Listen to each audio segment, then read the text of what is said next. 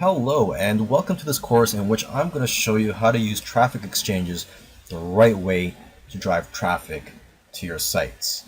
There's a lot of negativity out there about traffic exchanges because people just don't know how to use them, and people say that it's junk traffic, but if you use it the right way it can be very effective.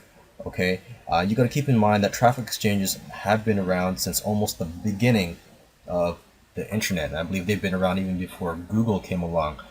So a lot of traffic strategies or fads have come and gone, but traffic exchanges have been around since almost the beginning, and they are still being used to this day to drive traffic.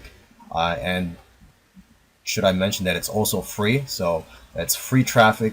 Keep that in mind if you're new to internet marketing. So this is definitely a traffic method that you should look into. So in this course, that's what I'm going to cover is how to use it the right way. Okay, so with that said, I'll see you in the next video.